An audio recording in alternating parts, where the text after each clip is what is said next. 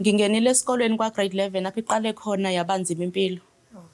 Ngiphila nabangani nisiphume ekhayeni elingahluphekile njengami.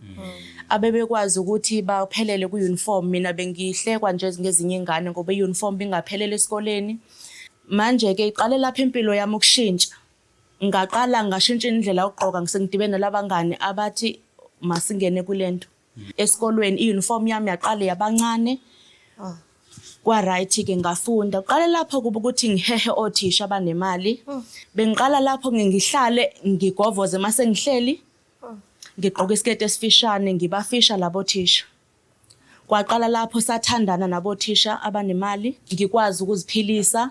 Ngikwazi ukuphilisa futhi nogogo. Ngiqamba manga ugogo ngithi imali ngisizwa ngabo thisha kuba bengibona ukuthi ndingane ehleli kulesikoleni.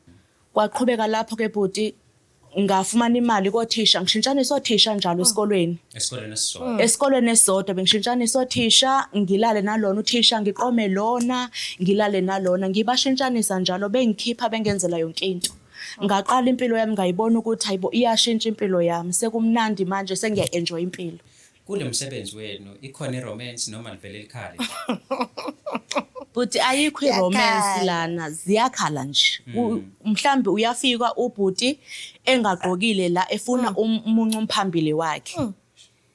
Manje kuba buhlungu lapho anithandana. Ngeso sikhathi kuba buhlungu kodwa uyazama khona uba ukwenze ngobani imali le kusetshenzwa ngesikhathi. Uma unayo iclient kuyenzeka ukuthi likuhlukumeze likwenzise into ongayithandi.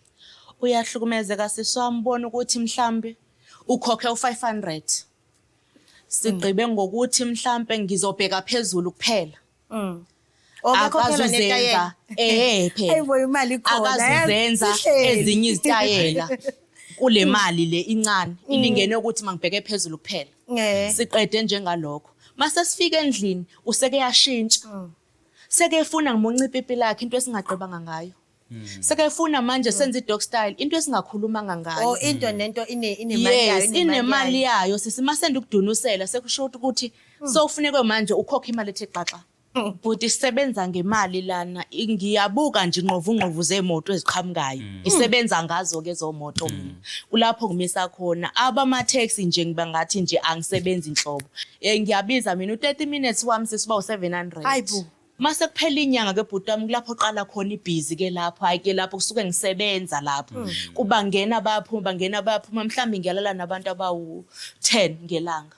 Ubungozi kulento yokuthengisa bhuti wami mhlambi uhambe nomuntu oyi1 uyafika lapho uyafica endlini bathathu ukhokhelwa umuntu oyi1 bathathu laba bantu manje uyaqaphela masolala nomuntu abathathu manje buqobeni oyi1 akusemnandanga sekufana nerape lapho akukho safe.